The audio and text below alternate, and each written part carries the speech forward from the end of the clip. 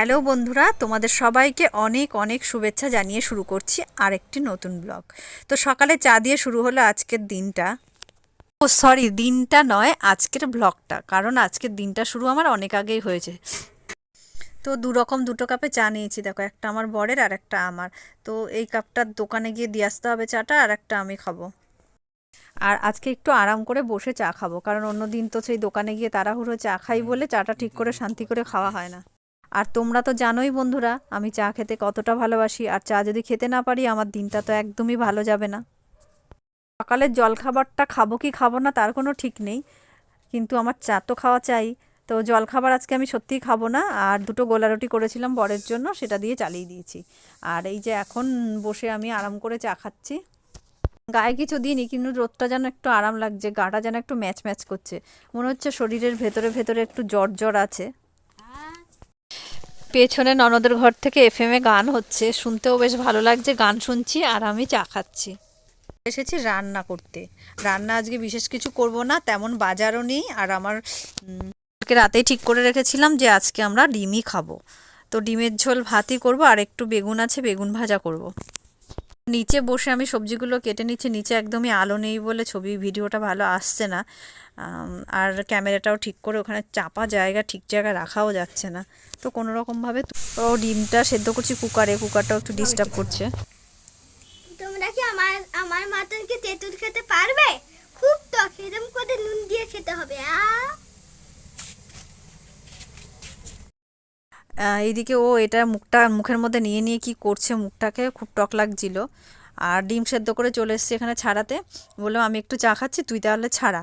ও কী করলো, ডিম ছাড়াতে গিয়ে খোসার মধ্যে লেগে যাচ্ছে, একটা ডিম ভালো সেদ্ধ হয়নি, ডিমটা কোনো খারাপ আছে বোধহয়, ওটা ও খেতে শুরু করে দিয়েছে। একটা ডিম দেখলাম আবার পচাও বেরিয়েছে। দেখছেন চা করে নিয়ে এসেছি, এই চাটাও কিন্তু পড়ে গেছিলো, দেখতেই পাবেন, বুঝতে পারো যে ক্যামেরাটা ঠিক করে স্ট্যান্ডটা লাগাতে গিয়ে চাটা পড়ে গেল।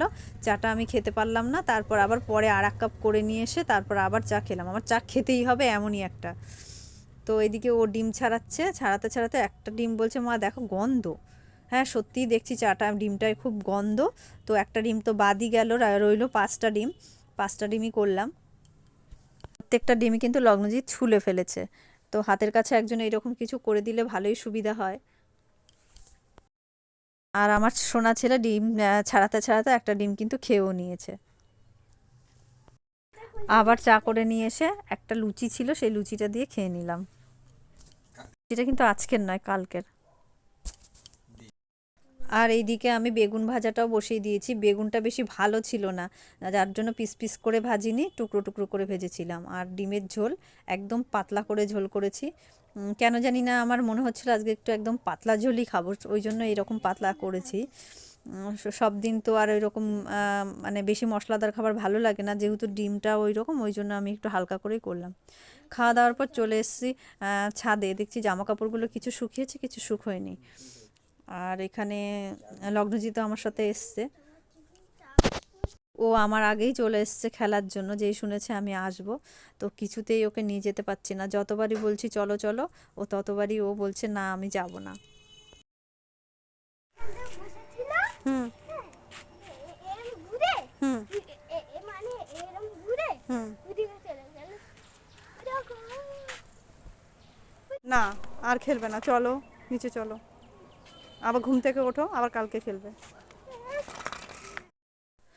আর এই দেখো দুপুরবেলা তো ঘুমোইনি, আবার সন্ধ্যাবেলাও পড়তে বসেনি, আমি একটু মানসিক চাপে রয়েছে বলে ওকে পড়তে বসাতে পারলাম না।